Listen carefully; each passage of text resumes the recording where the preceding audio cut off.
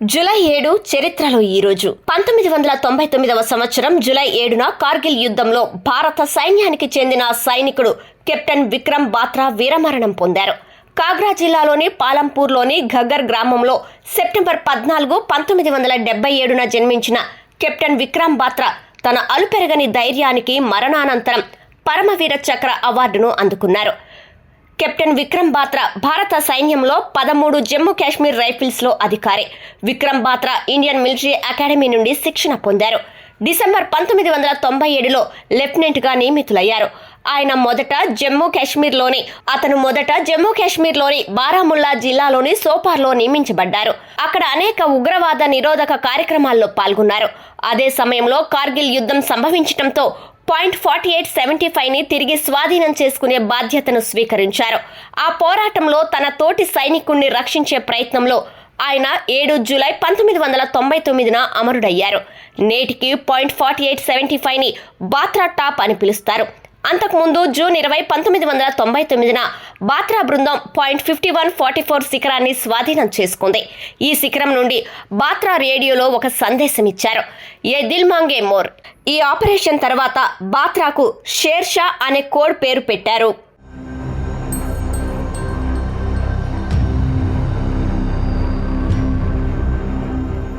1999 July 7న Kargil యుద్ధంలో captain Anuj Nayar వీరమరణం పొందారు. అతను 17వ బెటాలియన్ జాట్ రెజిమెంట్ అధికారి.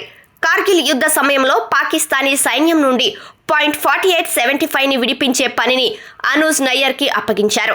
ఇది కార్గిల్ యుద్ధంలోనే కఠినమైన సవాళ్లలో ఒకటి.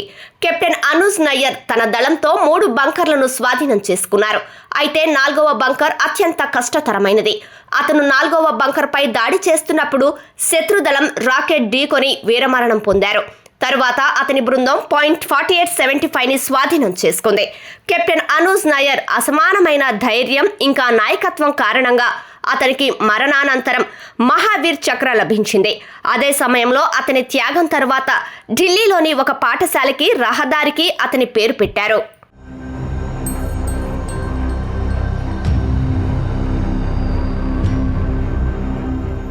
1896వ సంవత్సరం జూలై 7వ తేదీన బొంబాయిలోని వాట్సన్ హోటల్లో లూమియర్ బ్రదర్స్ భారతదేశంలో మొదటిసారిగా సినిమాలను ప్రదర్శించారు.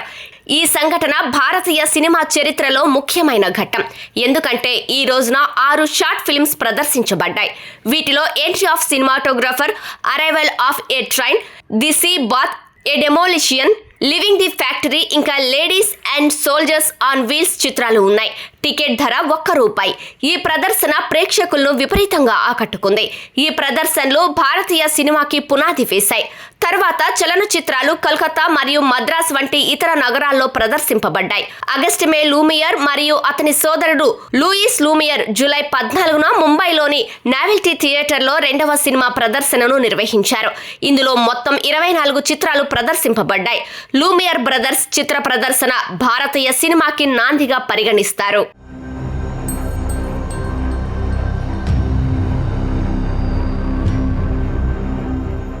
మహేంద్ర సింగ్ ధోని జూలై 7, 1981న జార్ఖండ్లోని రాంచీలో జన్మించారు. అప్పుడు రాంచీ బీహార్లో భాగంగా ఉండేది. మహేంద్ర సింగ్ ధోని భారత క్రికెట్ చరిత్రలో అత్యంత విజయవంతమైన కెప్టెన్లలో ఒకరు. మహీగా పేరుగాంచిన ధోని అంతర్జాతీయ స్థాయిలో అత్యంత ప్రసిద్ధి చెందిన క్రికెట్ ప్లేయర్లలో ఒకరు. అతను నైపుణ్యం కలిగిన బ్యాట్స్మెన్, నైపుణ్యం కలిగిన కెప్టెన్, ఇంకా మంచి వికెట్ కీపర్. ధోనికి చిన్నప్పటి నుంచి క్రీడలంటే ఆసక్తి. చిన్నప్పటి నుంచి ఫుట్బాల్, బ్యాడ్మింటన్లో చురుగ్గా ఉండేవాడు. ధోని ఫుట్బాల్ జట్టుకు గోల్ కీపర్గా ఉన్నారు. కానీ అతని కోచ్ క్రికెట్ ఆడటానికి ప్రేరేపించారు. తర్వాత ధోని బీహార్ ఇంకా ఈస్ట్ జోన్ల తరపున దేశవాళీ క్రికెట్లో ఆడారు. ధోని 2004, 2005లో బంగ్లాదేశ్ ODI జట్టుపై అంతర్జాతీయ కెరీర్ను ప్రారంభించారు. సెప్టెంబర్ 2007లో అతను T20కి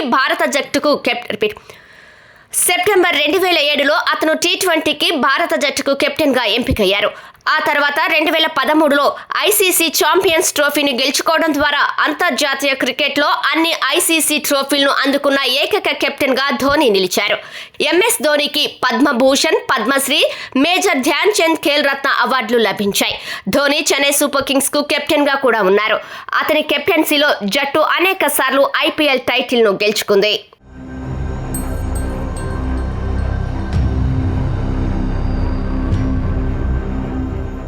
2008వ సంవత్సరం జూలై 7వ తేదీన ఆఫ్ఘనిస్తాన్లోని కాబూల్లోని భారత రాయబార కార్యాలయంపై ఆత్మాహుతి దాడి జరిగింది. ఈ బాంబు పేలుళ్లలో 58 మంది మృతి చెందగా 141 మంది గాయపడ్డారు. అధికారులు రాయబార కార్యాలయంలోకి వస్తుండగా కారులో పేలుడు సంభవించింది. ఈ దాడిలో భారత దౌత్యవేత్త వి వెంకటేశ్వరరావు, బ్రిగేడియర్ రవిదత్ మెహతా చనిపోయారు. దాడి తర్వాత అప్పటి ఆఫ్ఘనిస్తాన్ అధ్యక్షుడు హమీద్ కర్జాయ్ ఈ దాడి వెనుక పాకిస్తాన్ గూఢాచార సంస్థ ఐఎస్ఐ హస్తం ఉందని అనుమానం వ్యక్తం చేశారు. అయితే ఇందులో ఐఎస్ఐ ప్రమేయం ఉన్నట్లు ఆధారాలు లభించలేదు. అలాగే ఈ వాదనను పాకిస్తాన్ ఖండించింది. ఈ దాడి తర్వాత ఆఫ్ఘనిస్తాన్లోని ఇతర భారత రాయబార కార్యాలయాలపై కూడా ఆత్మాహుతి దాడులు జరిగాయి. ఈ దాడుల్లో చాలా మంది మరణించారు.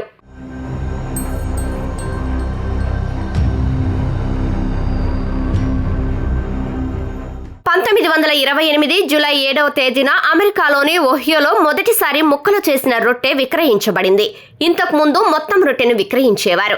ప్రజలు తమ ఇళ్లల్లో కోసుకునేవారు. అమెరికన్ ఇంజనీర్ ఒట్టో ఫెడరిక్ రోహెడర్ ఒక యంత్రాన్ని సృష్టించారు. దీని ద్వారా బ్రెడ్ ను సులభంగా ముక్కలుగా కట్ చేయవచ్చు. ఒట్టో 1912 నుండి ఈ రకమైన యంత్రాన్ని తయారు చేయాలనుకున్నారట. 1924 నాటికి అతను అలాంటి యంత్రాన్ని తయారు చేయగలిగాడు. అయితే ముక్కలు చేసిన రొట్టె త్వరగా పాడయ్యే సమస్య రావటం ప్రారంభించింది. దీన్ని ఎదుర్కొనటానికి ఒట్టో 1927వ సంవత్సరం నాటికి మరొక యంత్రాన్ని సృష్టించారు. అది బ్రెడ్ చెడిపోకుండా దానిని కత్తిరించిన తర్వాత ప్యాక్ చేసేది. 1928లో మిస్సోరీలోని బేకరీకి ఈ యంత్రాన్ని విక్రయించారు. ఈ రోజున అటువంటి ముక్కలు చేసిన బ్రెడ్ బేకరీ మొదటిసారిగా విక్రయించబడింది. క్రమంగా ముక్కలు చేసిన బ్రెడ్ వాడకంలోకి వచ్చింది. చాలా బేకరీలు ఈ యంత్రాన్ని కొనుగోలు చేశాయి. నేటికి రొట్టె ముక్కలు మార్కెట్లో ప్రబలంగా ఉన్నాయి.